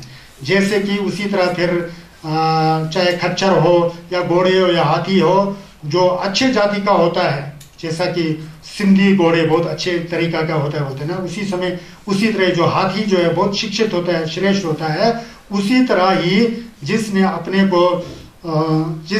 को दमन किया है, सब कुछ सहन करते हुए, जिसम मिला रे पाप, ना खाने के लिए अन्न, पहनने के लिए कपड़ा, कुछ भी नहीं है, फिर भी मेरे लामा का कहा है, मेरे लामा का जो है आज्ञा है, जब तक मुझे ज्ञान की पूरा अनुभव नहीं होगा, साक्षात्कार नहीं होगा, तब तक मैं बिल्कुल अपने क्या कहते हैं ध्यान से हटने वाला नहीं होते। मिला रे पाप तो वो जो उसको क्या बोलते हैं, कोरिया को क्या बोलते हैं हम लोग, सब्दू बोलते हैं, पिच्छू जड़ी, पिच्छू बूटी की क्या बोलते हैं वो साग, हाँ, जो यहाँ लगता है, वो खा के पूरा शरीर जैसे डोमा की तरह हरा हो गया ना, तो ऐसा कष्ट उठाने वाला। मतलब शौच करते समय, छुए का नमलिंग करते समय, असली जब मन पक जाता है, हर कोई नहीं कर सकता है, कैसे कर सकता है, इसके लिए तो पूरा जन्म का कर्म होना चाहिए, बख्शा करना चाहिए। दूसरा बेवकूफ बोलेगा, यार कैसा बेवकूफ आदमी ये ऐसा कर रहा है, जो करने वाला करता है ना, उसको बेवकूफ बोले ना बोलो, जो कर रहा होता है उसको असर नहीं पड़ता है। छुस वालों को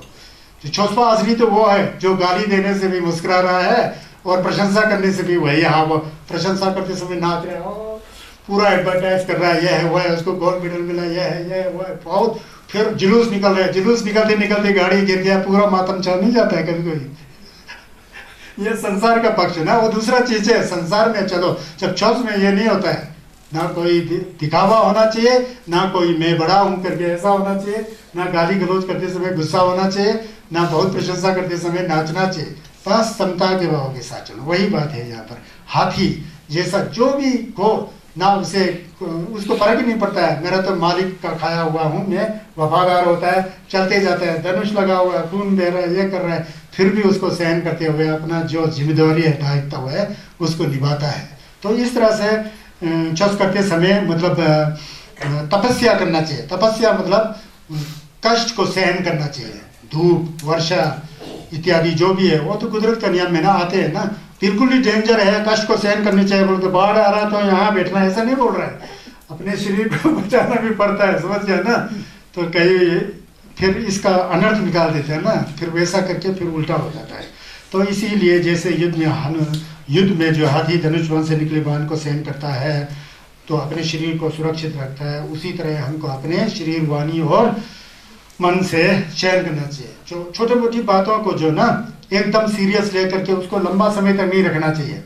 लंबा समय तक रखेगा तो एक दिन आप बदलाने के चक्कर में उसका तो अहित करेगा ही, उसका तो नुकसान पहुंचाएगा, उसको तो नुकसान पहुंचाएगा ही, अपना भी नुकसान कर करके बहुत जो है उल्टा कार्य कर सकते हो आप। हुआ भी है ऐसा, देखो ना, छोटे मोटे घर गृहस्थ में छोटे मोटे झगड़ा से क्या है, भाई भाई को भाई नहीं मानता है ना, पिता बेटा को बेटा नहीं मान रहा है, पत्नी जिसने अपना जीवन संगनी बनाया वो बिल्कुल बात ही नहीं करे, ऐसा बहुत चीजें है ना, वो छोटा मोटा चीज को चिंगारी दे देते हैं ना, सहनशीलता की शक्ति नहीं, तो ये सारी झंझट आ जाता है संसारिक दृष्टि से भी। अब धर्म का बात आया तो ये तो बहुत बड़ी बात है ना, उसमें तो बहुत सहनशीलता करना चाहिए,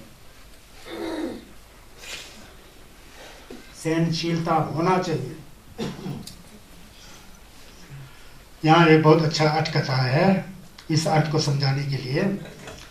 संघर्ष को भी नहीं छोड़ा लोगों ने, बुद्ध को भी नहीं छोड़ा, बाकी तो छोड़ो है, बुद्ध को भी बहुत कठिनाइयों का सामना करना पड़ा, लेकिन उनको कठिनाइयाँ कहाँ होते हैं, तो बुद्ध है ना, उनको तो कुछ फर्क ही नहीं पड़ता है। कहीं कहीं हमने पहले पेशाब में पढ़ा था, ग्रंथ में पढ़ा था, संघर्ष का पोजीशन ऐसा है, संघर्ष से बन जाता है ना आदमी, एक आदमी संघर्ष के दाएं हाथ पर जा करके उनका मसाज करता है, गंध लहराता है, उनको सहला रहा है, दूसरा यहाँ दार छुरी की दार से उनका काट करके हाथ को टुकड़ा टुकड़ा कर रहा है, संघर्ष का असर ही नहीं। संघर्ष है ना, ये मुझे मसाज कर रहा है, अच्छा है, इसने मेरा हाथ काटा, ये खराब है, ऐसा होते नहीं। संघर्ष का पोजीशन तो बहुत बड़ा है, पोजीशन मतलब उनका अनुभव। बुद्ध है ना, उनको पता है शरीर नश्वर है, तो बल्बों में आपको पता है तंगोरिजिन बोलते हैं, एक बाघ को जो है, एक तंगमो को जो है, तंगमो है ना, व्याघ्र को जो है अपना शरीर दान किया था संघर्ष के पहले जन्म का, उसने अपना शरीर को काट काट करके 5 भाग शबरामू छाउन पाला खुद गुजर गए थे। तंगोरिजिन वही है। इस तरह से कहे दुर्जु चोपा में आता है कि कंगी थे का लिंगा की जलपोगी मेरे शरीर को ना की लूला यानी शातंग चेपा मतलब एक छोटा छोटा टुकड़े में काट काट काट काट के भी देखो रख दिया। और उस समय मेरे को उस जो जिसने मेरा शरीर को पूरा काट काट के टुकड़ा बनाया धरती के अंदर, उस समय मेरे अंदर इतना तिल के दाना की मात्र भी गुस्सा नहीं आया है ना। आपने पढ़ा है ना धरती चौपा में ऐसा है, टंगी से कलिंगा जल्दो गीता गिरली चबरत जीवाना दाल ला देनी नरवे सब चीज मजे दोस्त ने, ऐसा आता है सिंह में। तो ऐसा है संघर्ष, वो तो बहुत बड़ा सहनशीलता है ना, उतना का बात नहीं है। अपने जितना जितना हो सकता है उतना उतना धीरे धीरे सहनशीलता की ओर जाना चाहिए। संघर्ष की तरह सहनशीलता आप में आए तो फिर तो आप ही संघर्ष है ना, हम संघर्ष थोड़ी है। हम लोग तो खरवा का सिमचन है, यहाँ पर भटक रहे हैं। थोड़ा सा आदमी धक्का दे, हम नहीं दिखाया जरा ये वो है वो है। हमारा ऐसा है ना, तो ऐसा मारते हैं किसी को, कोई धक्का मार के गिरा देता है, सॉरी भी नहीं बोल के चला जा रहा है। बहुत अजीब है ना संसार। तो इसलिए जो अमाजी लोग है ना, बहुत बुजुर्ग लोग, कुरा करते समय ध्यान में जाना, गाड़ी गिरा देगा, कोई धक्का देगा, अपना रास्ता जहाँ पकड़ रहे आराम से जाओ। कहीं कभी है ना ऐसा हर एक साल एक कर रहा है। इसका जो आठ कथा जो है तथागत के संबंधित है। तथागत सम्यक संबुद्ध, हम तो सोच रहे हैं ना तथागत सम्यक संबुद्ध जो सिर्फ यूपी बिहार तक ही घूमे होंगे, इतना नहीं है। तो हरियाणा में बहुत बार आ चुके हैं ना बुद्ध, उसका कहीं पाली ग्रंथों में मिलता है। श्रीलंका वगैरह में, बर्मा वगैरह में जो पाली बौद्ध साहित्य नहीं है, महावंश है और दूसरा जो है दीपवंश है ना, दीपवंश है, उनमें जो है संघर्ष का नंतर बहुत मिलता है, बहुत विस्तार है। हरियाणा जो राज्य है ना आजकल, वो तो छस का बहुत बड़ा गढ़ था कहते हैं। वहाँ अशोक पिलर भी था, एक मुसलमान तुगलक के राजा ने वहाँ से, टोपरा बोलते ना, वहाँ से निकाल करके दिल्ली में फिरोज शाह में किया था। वो तो यहाँ हरियाणा से खोद के निकल गया, सम्राट अशोक ने वो बनाया था। तो वहाँ एक बार भगवान बुद्ध हरियाणा की ओर आए थे, होता किसी ने बुलाया और खुद चारिका करते हुए आए। वहाँ पर एक जाके एक ब्राह्मण के घर में, ब्राह्मण ही लिखा हुआ है, अब उसमें ब्राह्मण होता कि नहीं होता पता नहीं। ब्राह्मण के बारे में भी आजकल बहुत झगड़ा है ना यूट्यूब के अंदर, वो क्या है पता नहीं मुझे उस समय तो दूसरा होता होगा, कोई ब्राह्मण होता होगा। वहाँ बहुत उनका एक लड़की थी, बहुत सुंदर, अति सुंदर, मोस्ट ब्यूटीफुल, बहुत सुंदर ऐसा लड़की थी। लड़की का नाम मागंधीय था। मागंधीय सुना होगा ना। मागंधीय के लिए एक दूल्हा चाहिए था, उसको मिला ही नहीं। किसी भी लड़के को पसंद नहीं करती थी, सुंदर नहीं था ना कोई लड़का, तो बहुत सुंदर थी। एक दिन बुद्ध संगे चौमदेन दे उस एरिया में आ गए। ये आजकल के ये क्या कहते हैं, सोनीपत और रोहतक के आसपास में कहीं बहुत बड़ा गुम्बा हुआ था शायद पुराने समय में, खोदे को तो निकलेगा। तो जहाँ पर कम्बसपुर वगैरह है उसके आसपास में कहीं बहुत जगह होता था बोध विहार। तो वहाँ आए होंगे। आकर के संगेश तो इतना सुंदर थे, सुंदर थे। उनके शरीर में 22 महापुरुषों का लक्षण झलकता था। सेंजंगो सुमजुसानी शरीर में, उनका सिर इतना सुंदर, चाल ढाल, नाखून, हाथ पैर, हाथ बिगड़े तो ऐसा इतना इतना उनका होता, बतख की तरह होता था। उसको बहुत शुभ लक्षण मानते हैं। सुंदर बतख का होता है ना, ऐसा अंदर से ऐसा ऐसा लिखा हुआ है। और पूरा शरीर में खुरलो वगैरह, टशी ताजेक जैसा ऐसा ऐसा पूरा निशान। इसका पूरा विस्तार करेंगे तो फिर बहुत लंबा चौड़ा है, अपने आप में एक विषय। 32 महापुरुषों के लक्षण से सुसज्जित, इतना सुंदर, ऐसा किसी का चेहरा या चाल ढाल कद ऐसा नहीं। संगेश बहुत सुंदर दिखते थे, संगेश है ना, बहुत सुंदर ऐसा दिखते थे। जब वो वहां आ गए तो उसी परिवार से वहां गुजर रहे थे, उस लड़की ने संगेश को देख लिया, मागंधीय ने। तो मागंधीय सोचा मेरे लायक ये है, उसको क्या पता है संगेश है क्या है। उसको तो सिर्फ अपना लाड़ा चाहिए था, पहाड़ी भाषा थे, उसको तो लाड़ा चाहिए, बाकी कुछ भी नहीं चाहिए, ऐसा है ना। उसको तो दूल्हा चाहिए था, पति चाहिए था। तो सोचा कि अपने माता पिता को बोलता है ये सबसे सुंदर है, इससे मैं शादी करना चाहता हूँ, विवाह करना संगेश के साथ। मागंधी है उसका नाम, लड़की का नाम, शादी करना चाहता हूँ। फिर माता पिता को भी पता नहीं थे ये बुद्ध हैं, ऐसे ही सोचा कोई साधु वेश में आ रहे हैं, बहुत सुंदर थे ना। तो फिर माता पिता कहाँ जा रहे हैं देखा तो वहाँ कहीं आम के बगीचा, आम क्या कोई एक बगीचा में ठहरे हुए थे संगेश बुद्ध। तो वहाँ जाके बुद्ध को प्रार्थना किया और बताया कि आपसे एक बात करना है। हाँ बताओ बताओ। नहीं ये थोड़ा ये ज़्यादा, बहुत ज़्यादा आदमी है, थोड़ा आप आइए किनारे, वहाँ बात करना है। ऐसा जो हम लोग क्या है मयंग नहीं बेचते हैं ना, मजोमी लोग बेचते हैं ना, वो मजोमी तो नहीं था, लेकिन वो तो खुद ही लोग गए थे माता पिता ना, उस तरह से आप वो जोड़ने के लिए संगेश के साथ रिश्ता जोड़ने के लिए। उनको क्या पता, संगेश जाके पूछता है देखिए मेरी एक ही लड़की है, मागंधीय है, बहुत सुंदर है, ऐसा सुंदर लड़की पूरा जम्बू द्वीप में नहीं है, उस समय भारत भी नाम नहीं था, इसका नाम जम्बूद्वीप था, जम्बूद्वीप बोलते थे, जम्बूद्वीप भारत को ही कहते थे। तो जम्बूद्वीप में ऐसा लड़के नहीं है।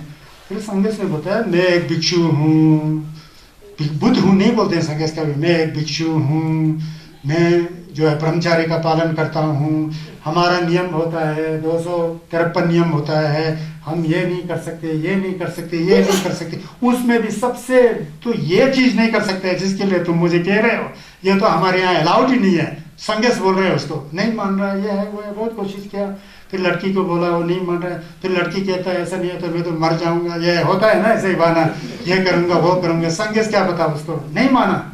फिर वो लड़की खुद ही आती है, तो ये है मेरा लड़की, देखो कितना सुंदर है, ये है वो है, बल्कि संगेश को बताया माता पिता ने। फिर बुद्ध ने कहा संगेश को तो छक्का होता ही नहीं, छक्का बिल्कुल होता ही नहीं, जिम्बा छक्का होता ही नहीं।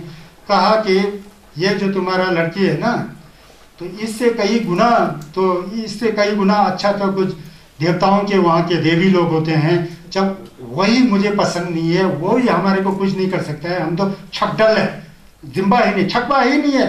सेक्सुअल थिंकिंग तो संगेश में कैसा आ सकता है, आ ही नहीं सकता है ना। संगेश है ना, बुद्ध है ना, अपनी सुंदर पत्नी यशोधरा खंडोमा 16 साल की उम्र में शादी किया, बच्चा राहुल है, 29 साल की उम्र में राजा का पुत्र, राजमहल, यशोधरा जैसी खंडोमा जो थी वो तो जन्म जन्म की उनका धर्मपत्नी रहा है, उसका एक दूसरा हिस्ट्री है। तो ऐसा होते भी उनको क्या है, फिर उनको संगेश ने अपशब्द बोल रहा है, नहीं मान रहा है ना, अपशब्द बोलना जरूर था। संगेश भी कभी कभी अपशब्द बोलते थे, तू क्या है बोलता है, कुछ भी नहीं है, बाहर से तू सुंदर दिख रहा है, अंदर में तो सब कचरा भरा हुआ है, ना भरा हुआ है, चिंपा भरा हुआ है, चक्पा भरा हुआ है ना, सब मीट है, हड्डी है, कुछ भी नहीं, खोल के सब दिखाते, इसमें कुछ है ही नहीं है, बाहर से सिर्फ लिपाई किया जैसा है, इसमें कुछ भी नहीं, क्या है बोल दिया। और लग गया जी उस औरत को लगता है ना, जब अगर किसको कहेंगे तो उसको भी लगेगा, तो लग गया। तो वो सोचता है कि मेरे से सुंदर लड़की कोई नहीं है, दूसरा नहीं सुंदर लड़की है, अब मैं इसको अपना दुल्हा बनाना, कैसा बेवकूफ आदमी है, मेरे जैसे लड़की को भी ठुकरा रहा है, उसे ऐसा मन था ना, उसका अहंकार को जड़ से तोड़ दिया संगेश ने। तेरे शरीर के अंदर तो 32 किस्म का जो है गंदगी भरा हुआ है, कूड़ा दान है बोल दिया संगेश ने। संगेश को बोलना पड़ता है कभी, वो नशा में चूर है ना, मैं बड़ा हूँ, मैं सुंदर हूँ, सब है, अहंकार है, तो संगेश ऐसे बोलते हैं, लेकिन अंदर निंजे भरा होता है संगेश का, संगेश के निंजे होते हैं सांस में। इसके तो समा दुर्जे थेपा में ये शिरों का लाभ गिरे, तो हाथ में तलवार लिया हुआ, त्रिशूल लिया है, आंख में जल रहा है, ऐसा मजबूर में दिखाना पड़ता है, तो निंजे होता है ना, तो सही में ऐसा थोड़ी होता है संगेश, आंख में तलवार त्रिशूल, ये सांकेतिक है साहब, क्या है, तो सांकेतिक चीज है, इसका अपना भी लक्षण है। तो इस तरह संकेश में ऐसा उसके लग गया जी, वो चलो चलो पिताजी चलते हैं। उस समय से उसने उस मागंदी लड़की ने अपने मन के अंदर बुद्ध के साथ शत्रुता मोल लिया, डा है, समझा मेरा सबसे बड़ा दुश्मन ये है, संबुलिंग में कोई सबसे बड़ा मेरा दुश्मन है तो ये है, ये बाबा है, बाबा। संगेश नहीं मानता है, वो बाबा जैसा लगता था ना, तो ये बाबा है, सबसे बड़ा दुश्मन ये है, ऐसा सोच लिया। फिर बाद में संगेश वहाँ बहुत बैठे, हरियाणा जहाँ पर यह जगह था, कुरुओं का क्षेत्र, कुरुओं का देश था ना, उसमें से बहुत बड़ा सेठ आदमी था वो, तो बहुत सुंदर ब्राह्मण फैमिली से। बाद में संगेश वहाँ छोड़ दे रहे थे, ये मेडिटेशन सती पठाना वगैरह, और बहुत ये धर्म के बारे में बता रहा हूँ, ये बहुत सुंदर। बाप माँ जो है पिघल गया संगेश के सामने, वह इतना बड़ा छोट से बोल, संगेश का चेहरा हो गया बाप माँ, वो लड़की सुंदर लड़की का माता जो है, माता पिता जो है, संगेश का उपासक हो गया। वो तो बिल्कुल ही संगेश जहाँ जा रहे हैं तो उपासक बन के उनके साथ जा रहे हैं, लड़की अकेला अपने रिश्तेदार के साथ। लेकिन उस लड़की की समझ में नहीं आया, संस्कार नहीं होता है ना, संस्कार नहीं होता तो समझ में नहीं आएगा, बिल्कुल नहीं आएगा, नहीं आ रहा है। यहाँ दुश्मन मोल के रखा है, समय बीतते गए बीतते गए बीतते गया, उसने अपना दुश्मन जो है बुद्ध के साथ यहाँ रखा हुआ है। कालक्रम के अनुसार समय बीतते गया, वो लड़की का शादी कहाँ हो गया बताया, कौशंबी में हुआ, हरियाणा से। कौशंबी में राजघराने में हुआ, कौशंबी के राजा उद्यन के उस समय राजा लोग बहुत रानी रखते थे अपने साथ, राजा है ना, तो उद्यन का पहले से रानी थी, उसका नाम सामावती, संस्कृत में श्यामावती रानी थी। वो तो संगेश के छोस को मानने वाली थी, संगेश को बहुत मानती थी, गम करती थी, सब करती थी। श्यामावती साधना करती थी, बुद्ध अमृतवाणी को सुनती थी, सब करती थी। वहां उद्यन ने दूसरी रानी के रूप में मागंदी को अपना दुल्हन के रूप में, अपने जो औरत के रूप में, धर्मपत्नी के रूप में जो उद्यन ने उसको लाया, कौशंबी का राजा का दूसरा पत्नी बन के आया, वो मागंदी है। कौशंबी में संगे चंदन जी का बहुत छस प्रचार प्रसार होता था, धर्म का प्रचार प्रसार था, बुद्ध का आना जाना होता था। संन्यास का बहुत सारे गेलोंग के साथ, उपासक उपासियों के साथ, छसपा के साथ संन्यास का आना जाना होता था। एक दिन वहां आया, उन्होंने बुद्ध को देख लिया, अरे मेरा दुश्मन यहाँ घूम रहा है। वो मागंदिया ने देख लिया, मेरा दुश्मन यहाँ घूम रहा है, देखो यहाँ घूमा, अब तो मैं तो रानी हूँ, मेरे पास पावर है, अब इसको मजा चखाऊंगा, अब इसका मैं बदनाम करूंगा, संन्यास का बदनाम करने। उसके पास पैसा था, बहुत था। कौशंबी के जो गरीब लोग जो होते हैं, जैसे आजकल वोट के दौरान सबको शराब पी लिया तो सब वोट वहां होता था, उसी तरह जो है पूरा उनको जो है रिश्वत दे करके सबको खड़ा किया गुंडे की तरह, जाओ बुद्ध का बदनाम करो, जो जितना बदनाम करेगा उतना उसको उतना पैसा दूंगा बोला। उस रानी लगती थी ना मागंदी। लेकिन बड़ा वाला पत्नी जो है श्यामावती, वो संन्यास का चेली है, संन्यास के धप्पा है, सोजों करती है, उपवास करती है, ध्यान करती है, काफी हद तक पहुंचा उनके शैली सब ऐसा। उसी घर में दूसरा रानी, वो वहां से जुड़ा हुआ है ना, वहाँ हरियाणा से, तो ये अब मेरा दुश्मन, इसको अब वो करना है। फिर गुंडों का प्रचार प्रसार कर दिया संन्यास के लिए पूरा, ये तो ये है वो है, रास्ते में मिलके तू सांड है, तू बैल है, तू चोर है, तू डाकू है, तू ऊंट है, तू गंजा है, तू मूर्ख है, कुछ भी नहीं जानता उनके। संन्यास को ऐसा बता रहा है, सब लोग पूरा फैल गया। तो उस समय से संन्यास को कुछ छवि जो है धूमिल जैसा हो गया। लेकिन धूमिल तो नहीं होगा ना, संन्यास को पहले कल वाला सुंदरी वाला स्टोरी सुनाया था ना, यहाँ भी धूमिल होने पड़ रहा है। फिर ये महाराज उद्यन बड़ा परेशान हो गया, ये क्या हो रहा है, क्या है, क्या। लोगों को बताया कि रानी ने ऐसा किया ऐसा किया, मागंदिया। फिर फटकारते हैं तो राजा जो है कैसा बुद्ध को ऐसा किया। फिर भी आप देखते हैं ना, औरतों में बहुत ताकत होता है घर में, है ना। औरत जो कहेगा वही होता है, ये कुदरत का नियम है, विश्व का विधान है ये व्यवहारिक दृष्टि से। तो औरत जो कहेगा वही होता है। जब तक घर में कोई शादी वादी नहीं होता है, जैसा आपने ख्याल किया होगा, संसार बड़ा विचित्र है। मैं शुद्ध भाव से कह रहा हूँ, किसी के ऊपर मैं कटाक्ष नहीं कर रहा हूँ। जब तक माँ बाप के साथ बेटे होते हैं, बेटियां जो भी होता है ना, तब तक माँ बाप का बहुत सेवा होता है, बेटा से भी होता है, बेटी से भी होता है। वहां पर बिका हुआ है बेचारा, कुछ नहीं कर सकता है, कुछ भी नहीं कर। एक दिन क्या किया, ये जो श्यामावती भी समझाती थी, देखो इसको समझाओ आपके छोटी पत्नी को, ये उल्टा कर रहे हैं, बुद्ध के साथ ऐसा कर रहा है तो ये नरक जाएगा, ये है वो है। उसको कहाँ पल्ले पड़ने वाला, उसको तो अपने सुंदरता पर डींग है, मैं सुंदर हूँ, धर्म तो जानते ही नहीं है, संस्कार भी नहीं है। एक दिन उसने क्या किया, बोलता है कि उस पत्नी को, पत्नी का बात भी सुन रहा था ना, पति महाराज उद्यान श्यामावती का, बड़ी वाली रानी का। तो उसने रानी को से जल करके, बुद्ध का शिष्य थी ना, संन्यास से जल करके क्या किया, एक दिन जो है राजा का बहुत बड़ा बांसुरी हुआ करता था, वहाँ श्यामावती के साथ वहाँ बैठते थे राजा। वो बांसुरी के अंदर एक कहीं से जहरीला सांप पकड़ करके बांसुरी में डाल के रखा, ताकि रात को जो है काटो इसको, राजा नहीं होते समय काटो। फिर रात नहीं, दोनों वहाँ राजा जहाँ बैठता था वहाँ, तो वहाँ श्यामावती हमेशा जाती थी उस कमरे में। तो चुगली कर रहा है कि श्यामावती ने आपको मारने का कोशिश किया बोलने के लिए, बड़ा वाला रानी ने। तो वहां से सही में एक दिन वहां वो कर रहे थे, क्या रहे, तो पांव से वो सांप निकल गया, राजा को थोड़े से काट दिया। राजा बाहर, फिर श्यामावती को बोला कि क्या किया ये, महाराज आप तो मेरे ऊपर बहुत विश्वास करते हैं, मैं तो बुद्ध का शिष्य हूँ, मैं ऐसा कैसा कर सकता है, नहीं कर सकता है। फिर मागंदी ने चुगली लगाया, छोटी वाली ने, इसी में है, आपको क्या पता, अब तो जानते हो ना आदमी कैसा होता है। आपको मारने के लिए कहा कि आपको मार करके आपका जो है गुप्त खजाना ये हाथ पीने के लिए ये है वो है, बोल ऐसा करके कहा। बाद में जाके पता लगा कि वो सब मागंदी ने किया, हो गया पता लग जाता है ना। पता लगा तो मागंदी को इतना जो है मारा राजा ने, मार करके जो है उसको ऐसा किया। बाद में फिर तथागत बुद्ध के पास जाते हैं, बुद्ध के पास जा करके भगवान बुद्ध ने कहा कि ये ऐसा ही है, ये अपना अहंकार में फुदक रहा है, कुछ दिन में ये शांत हो गया। शांत होना ही ना, सच्चाई छुप नहीं सकती बनावटी के असुरों से। बाद में पता लगा ये सब मागंदी ने किया, बांसुरी में जितना भी चुगली किया ये सब मागंदी का काम है, और भगवान बुद्ध के साथ ये वो किया, वो के पता लग के बाद में मागंदी को जो है जेल में डाक करके जेल में रखा, उससे रिश्ता ही तोड़ दिया बोलते हैं राजा जी ने। तो ऐसा है ये स्टोरी, बहुत लंबा चौड़ा है ना, सब बताएगा तो बहुत ज़्यादा हो जाएगा।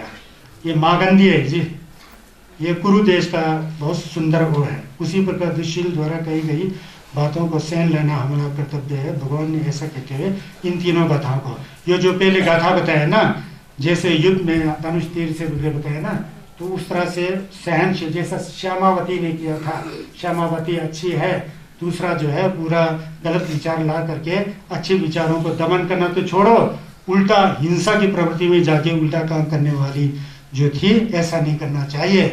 तो इसके आगे लंबा स्टोरी, इसने मुझे जो है गिराने के लिए बहुत कोशिश किया हरियाणा में ना, मेरे को कैसे गिरा। फिर उसके बाद आनंद के पीछे भी पड़ा था, बोलता है ना, आनंद बनते ने भी मना किया। मतलब हाथी वाला उदाहरण, हाथी की तरह सहनशीलता आप हो तो आपको कोई डगमगा नहीं सकता है। संज्ञास हाथी की तरह है, वो सही में धनुष तीर देने का बात नहीं है। ये जो कुछ गाली गलौज करता है ना, उस पर पूर्वाज मत मारो बोलता है। जब आप सच है, शुद्ध है, तो मैं सच है ऐसा कैसा हो सकता है। फिर उसी में बहुत झगड़ा चलता है। वो बच्चे बुच्चे जो गाली गलौज करना, वो मर जाते हैं, वो घर में वो याद रहता है, और भी पहले ऐसा किया था उसका ये, फिर उसके ऊपर अनाप शनाप, फिर नम तो आ जाता है, इसीलिए घर में सुखी नहीं है, पहले ऐसे हुआ करता था, ये दरपुस जो है उसका जो है इफेक्ट जो है हमारे मन गंदा होने के कारण चलता रहता है कि नहीं ऐसा। तो ऐसा है, माहियति याने ही गच्छे अगतं दिशं यथा ताना सुदंतेन तंतो दंतेन गच्छति तानी थुल्वे दुलवा ही दुलवा देन्नम ध्वजरूपे मासोंग युल लेपानी संवादिता नमची मिन बोलते हैं।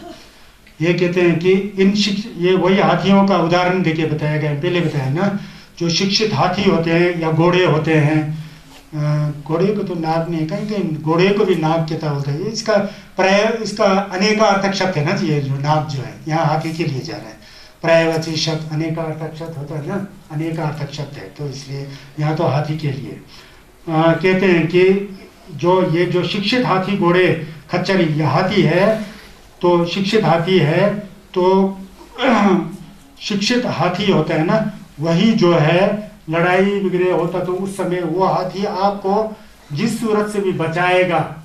उल्टा कहीं कुछ हो रहा तो हाथी बहुत तेज होता है ना, उसको सिखाने से उसका इतना दिमाग भी होता है, बोलता है समझदारी भी होता है, तो आपको युद्ध में ऐसा बचाएगा, अपने को परवाह नहीं करते हुए आपको बचा कर ले जाएगा। इसी तरह अपने मन को हाथी जैसा बनाओ, जैसे हाथी युद्ध क्षेत्र में अपने मालिक का रक्षा करता है, इसी तरह अपने जो मन है उसको अपने मन के द्वारा ही हाथी बना करके अपने अंदर पाप को घुसने मत दो, ये बता रहे हैं। संयम रखो, और अगर संयम है, शरीर से संयम है, तो आप शरीर से पाप नहीं करेंगे।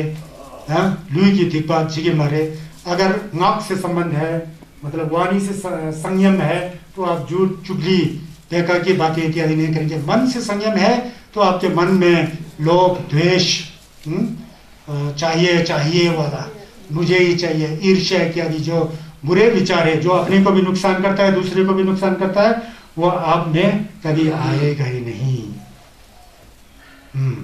तो यहाँ एक अटकथा है, तो इस अटकथा के द्वारा आपको बताते हैं।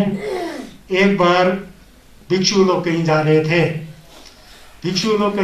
थे, तो एक हाथी का महावत, हाथी का जो परवरिश करता है ना उसको महावत बोलते हैं, हाथी को सुधारने वाला।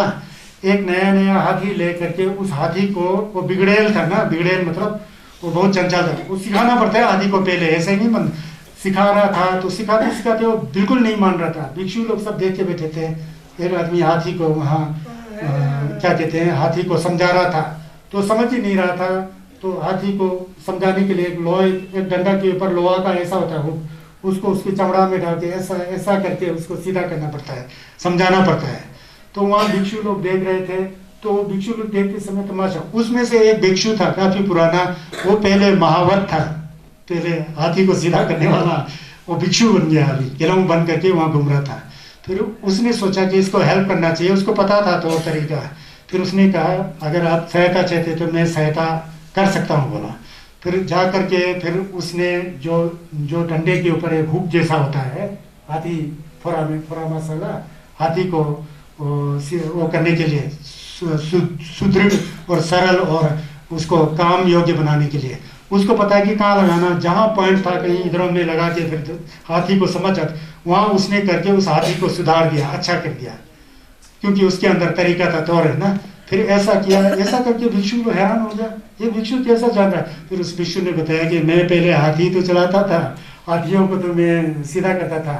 रंग निमाली रायनो फराय रंग, जो रंग फरामो नहीं साधु वदोगनी फरामो नहीं आदमी फरामो मनी। इसी तरह हाथी को भी जो सुधारने, घोड़े को सुधारने वाला भी स्पेशलिस्ट होता है ना, तो हाथी को सुधारने वाला भी स्पेशलिस्ट चाहिए होता है, तब सुधरता है, वो समझता है, उसको भी क्लास देना पड़ता है।